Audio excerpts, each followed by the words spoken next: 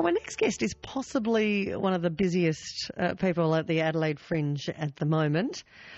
He is someone who you would have heard, although not individually, last week when the Choir of Man guys were in our studio.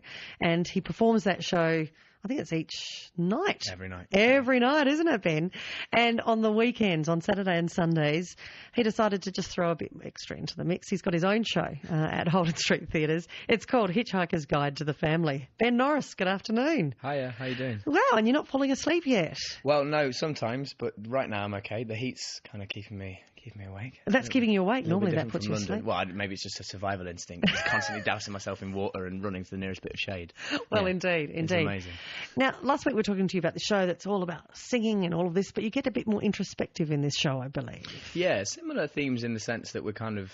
Choir of Man sort of celebrates male friendships and masculinity through the medium of, a good song and a good drink. But this is, a much more personal kind of autobiographical journey, looking at my relationship with my dad, and then kind of taking a step back to talk about men and their fathers in general, and then again about how sometimes men struggle to communicate with each other and how we can get better at that, which I think is particularly important these days, given everything that's happened, especially in the last kind of 6 or 8 months with high-profile men, abusing positions of power and all of these things that sometimes manifest from just an inability to communicate properly or process feelings. Going straight in here with you, Sonya. You are. But no, yeah. So that's the kind of this one is more sort of personal, looking at my own family. And to get to that level, you launched yourself on this hitchhiking journey. Yeah. Could you not have just gone to the library? Well, right. I mean, I kind of touch on this in the show. I think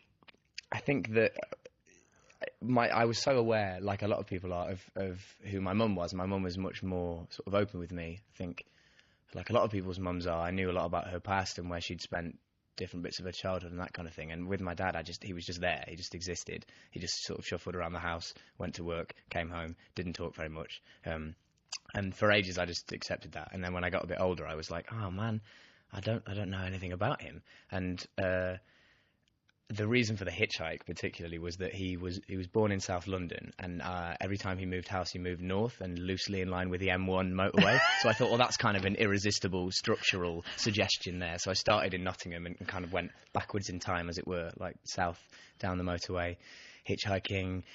So getting further and further back into his past. Further back in time. So each time I went, he would get younger, as it were, and I would try and meet some of his friends from that period of his life. And his parents used to run pubs in the home county, so I went to those pubs, which both still exist, and met the new landlady and landlord there and talked to them about whether they'd known my grandparents who worked there sort of in the 70s, 80s. So in a sense, you sort of stripped back his history rather than built it.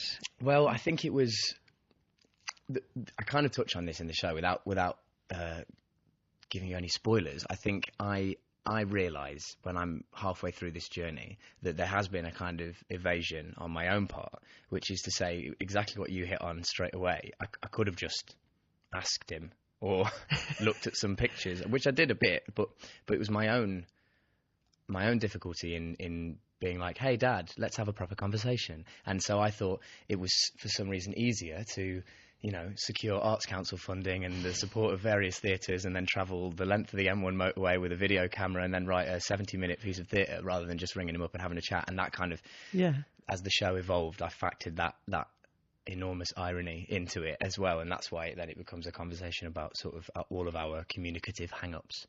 Yeah. And family, it's funny, isn't it? It's a bit like when you make family members, those that you love the most, pay more than you would strangers for your moods or whatever. Mm-hmm. They're often the ones we have the most difficulties with in communication. Yeah, I think it's funny, isn't it, that I probably knew more about most of my friends or even just acquaintances at school, some of my teachers, probably the coach of my football team, than the man who lived in the same house as me for the first 19 years of my life, because you just take it for granted. I think, especially when you're a kid, you think your grandparents have always been old people and your parents have always just been your parents and they haven't had a life before you existed. And then you start to realise that of course they did, and then you start to get curious about what that was. I think because Dad and I are so different as well, it was born of this this confusion about how someone like him could have produced somebody like me, and he couldn't be further away from kind of being a poet and a singer or whatever, and all of that world's quite alien to him, I think. And then I asked all these questions, realised we probably have more in common than I would have cared to admit before that, and I think that's probably true of a lot of people and their parents, particularly men and dads. Yeah. Having said that, and I'm going to take you off the hook here a little bit, there is something about experiencing places, the journey, that perhaps gives you a perspective that you don't get just from conversation. Absolutely. I think that was a big part of it, wanting to just be in these little villages that I would have had no reason to go to. You never pass through Langford or Breachwood Green in Bedfordshire, and just stand there and look at the pub or look at the playing field where he would have played his Sunday League football when he was a teenager or whatever, and gone, yeah, this is where he grew up, and these are streets that he walked and that he knew, and I think that, and maybe it was a kind of coming of age pilgrimage for myself, I think, probably. I'm sure this resonates with a lot of people, with you listening. It may well, because it certainly does with me. I mean, I had parents who were migrants, and so I never actually had the physical streets or whatever to understand how they grew up. And when I did finally make the trip to where they grew up, it was revelatory in a way that I couldn't possibly have ever had, seeing the buildings that they grew up in, the church where they got married, the streets where they worked, and the schools that they went to. And for some reason, that gives you a whole different perspective. It's funny, isn't it? Because I say in the show, like, he's not here now, so why do these places matter to me? But they do matter to me. It was just something symbolic about sharing a space with someone, even if it's across a number of years and they're not physically there anymore. It's... it's something. It's kind of rite of passage in a way, I think, for a lot of people. My guest is Ben Norris. You're hearing him speak. He is behind the show Hitchhiker's Guide to the Family, and he literally went on a hitchhiking pilgrimage to find out more about his father. Was he alive when you did this? He's still alive. Oh, now. He's still alive. And that's, I think, another thing that people assume that he's passed away when they find out about this trip, but it was, again, my own, maybe cowardice is too strong a word, but I really did struggle just to communicate with him, and I think it was just my attempt to get to know him better in the present through trying to get to know him better in the past, and it has kind of... Well, that's the question, has it been successful? Yeah, I mean, he came to see the show. I've never been more nervous for anything in my life. When it was in Edinburgh, he came to see the show, and typically... the whole thing is about how he's not a very good communicator, and then he sees this 70-minute piece of theatre all about him and us, and he just goes, yeah, it was a pretty good, mate, let's go for a beer. And then we did not speak about it at all. And I was really hurt. But then I realised, oh no, maybe the way that he communicates is not through language, is by showing up for stuff. And driving me to football and running training all throughout my youth, and coming all the way up to Edinburgh. He doesn't live anywhere near Edinburgh. To see the show, and then he came again when it went on a UK tour, and I realised that he physically is there, even if he doesn't necessarily have and the for words. all those people who don't have a family member or a parent show up, that's a big deal. Right, and so I think that a big part of this has just been me, both of us, not trying to change each other so much, and just going, oh, I see the person that you are, and that's enough, and that's great, and kind of... We've got a lot closer. It also helps that he's retired, and I think he's a bit more chilled now. He doesn't do the job that he used to do, and he has a new partner, which is lovely. And don't want to do too many spoilers, but we're in a good place. Excellent. And I think this show has been a bit of a part of that. It's 3:45 here on ABC Radio, Adelaide, South Australia, and Broken Hill. Now, this is a show that kind of canvasses a lot of your talents. I'm really keen to know, you're a UK Poetry Slam winner, is that right? That's right, yeah. What does that mean? Because you're talking about getting to the heart of emotions with your family. We hear that you're a UK poetry... This may be making a lot of men run. You right. don't know. Well, to reassure those men that might be turned off by... poetry and feelings, there is a lot of sport and a lot of music in this show, particularly kind of early days. It starts with me talking about the few times I've felt connected to Dad before I went on this trip, and they are music and sporting based memories. So there's a lot about the terrible lower league soccer team that we both support, Luton Town, who are in League 2, so 4 divisions below the Premiership. I was going to say, I haven't actually even heard of those. Why would you have done? They were pretty good in the 80s, but yeah, so it kind of takes a look at our relationship through those those two kind of areas. And did you only support Luton because of him? People in because of that. Yeah, it's one of those terrible sort of inheritances. Luton's my dad's team, and I did briefly support Manchester United when I was a kid, because I was a kid and everyone supported Man United because they were winning everything back then. And then I realised I'd never seen Man United play, and he'd taken me to Luton 24 times, but before I was 15 probably, so I kind of realised, oh no, I think I'm a Luton fan, and it was it's terrible. Much to your disappointment. Well, exactly. But the tickets are a bit cheaper at least. So yeah, no, it's now it's kind of a fun thing. Even when they're losing, it's something that we can share. So yeah, but there's a lot of stuff in there that I hope everyone will find accessible, and also I hope that there's no poetry in the show, sort of capital P. The whole script is just kind of lightly inflected sometimes with things that would be closer to verse than to prose, but mostly it's kind of in normal conversational.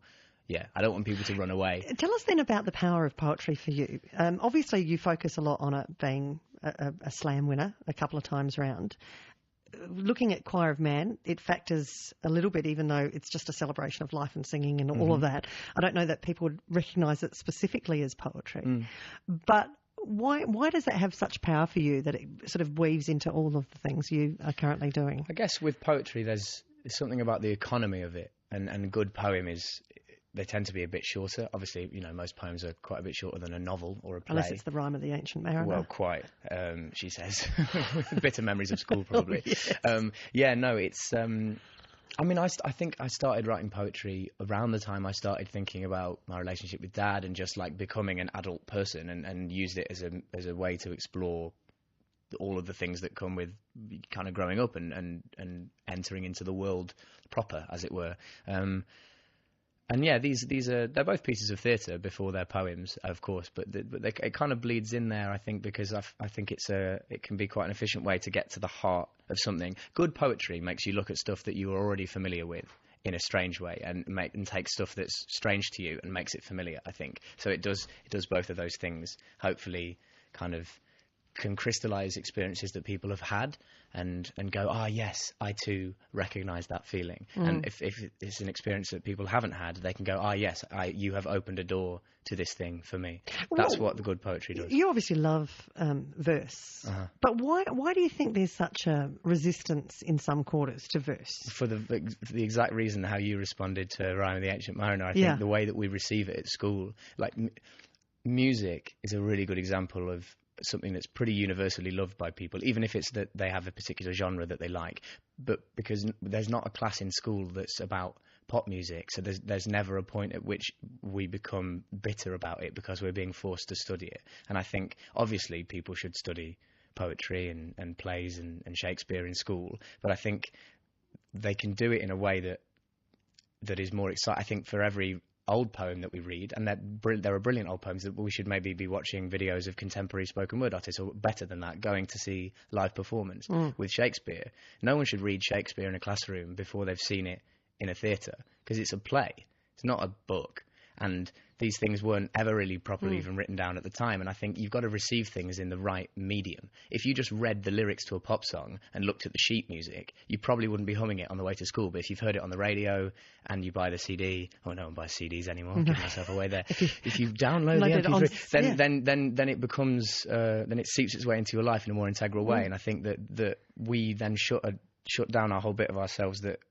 could be massively enriched by poetry, because we've had these stale, sort of dusty experiences at school, which isn't, lots of old poetry, it's all brilliant, but we're taught it in quite, I think, a sterile way. Yeah. So what do you think that Poetry Slam does to try to turn that around? Well, slams are basically a gimmick, really, because you can't objectively give points to artwork. But what they do is they create this kind of exciting competitive framework and draw audiences in. There's no way that the BBC Poetry Slam in Edinburgh, for example, would get the same number of people wanting to go see it if it was just called a poetry showcase. But because it's a slam and it's a competition and someone's going to be crowned the winner, then it's kind of exciting. But most people know when they go into slams, and you need to if your ego's going to survive, that doesn't really matter. But it gives it a kind of exciting edge that draws people in. And then maybe when they've been to a slam, then they go, this is actually pretty cool. Maybe I'll go to some gigs and buy some books or whatever, and then they're in. Doesn't that highlight exactly what you're saying, though? If you're presented with it, if it's presented to you in a way that is exciting and interesting, then you're more likely to take it on board than the way we often are in school. Yeah, exactly. I don't think anyone would be interested in or moved by, or very few people would be, if I just sent them the script of the show to a school, maybe, definitely at least. And yet, you do it in the right medium. There's a spoken word artist in the UK called Kate Tempest, who won the Ted Hughes Award, which is kind of a poetry innovation award, with a show that had a live band in it. And she was basically telling an hour-ish long story in verse, but with live instrumentation, amazing sound and lighting design, and it looked really cool. And it was, somewhere between a gig and a piece of theatre, and the kind of thing that a young person would have seen and gone, yeah, I really like this, whereas if they'd been told about it it's this poetry show, blah, blah, blah, they'd have run a mile. So I think we just need to reframe the way people receive it, and then it will have a lot more to say to people's lives. Well, in honour of what you've been saying, Aaron the Sparky has sent us a text with a quick haiku. It is to my good friend Brenton. Plumber is he, wise and quite old. He's a bloody good bloke. Thank you, Aaron. That was really quick. And I didn't read it out beautifully, so I'm sorry about that, but you did very well, very quickly. Lyndall messaged to say 4 of her friends went to see your show, Hitchhiker's Guide to the Family, on Sunday. Loved it and all got teary, but in a good way. And you've just got a 5-star review in the Tizer, so people are responding. And I guess the thing is we all have family members, right, and some of those relationships are fraught and some of them are wonderful, but, we can all relate to even family. If it's not your dad, if it's a friend or a different family member, somebody that you haven't called in a while for whatever reason. The director and I said, okay, quite simply, what do we want people to leave the show with? What feeling or impulse do we want them to take back outside? And we just said, we want them to call their dads or whoever the equivalent figure is in their life, and to kind of just make contact again with somebody, like this show maybe prompted me to do with my dad. And hopefully it has, clearly people are responding beautifully. It has something to say to people, not just in the UK, or not just poetry fans, or not just people with dad issues, but but to everyone, I hope. Yeah. Vic says, hello, Luton are actually top of their league. I know. I know. I'm all over it, mate. Don't worry. Their league is League 2, but we are going up to League 1, hopefully. So, yeah. Does that mean you're at the bottom of the next league then? No, everyone starts on 0 points in the next year. But League 2 is 3 divisions below the Premiership, and League 1 will be 2. But so there's still a few rungs to climb. Hopefully a new stadium in the offing as well. But yeah, many rungs. It will be a while before you see us on Match of the Day, I think. Ben, you're here for the entire length of the Fringe Festival at Holden Street Theatres. It's called Hitchhiker's Guide to the Family. Are you going to take a day off at any point during the Fringe? Going to take what? Any day off? Yeah, we do have Mondays off, Choir of Man. Ah, good. However, we are recording an album from tomorrow, and then, so I haven't actually had a day off, but yeah, I think next Monday is free. I might go to a vineyard or something. Maybe I should just sleep. I should probably just sleep. I love it. Your shows, the Choir of Man shows are actually set in a pub where you're having beer, and on your day off you're going to a vineyard. Well, I don't know. There aren't as many vineyards in the UK. So make the most of the beach. Well, exactly. I have been to the beach. Excellent. Yeah. What did you think? I liked it a lot. That's such a generic thing to say, isn't it? There's sand everywhere now. There's sand all in my things and in my room, but it's great. It's just nice to be in such consistent, nice weather. Februaries don't normally look like this for me. Ben Norris, it's great to have you in Adelaide. As I said, one of the hardest working Fringe performers at the moment. Choir of Man at night, Hitchhiker's Guide to the Family, afternoons on the weekend, Saturday and Sunday throughout the Fringe at the Holden Street Theatres. Thanks for joining us. Cheers, Sonya. It's 5 minutes to 4.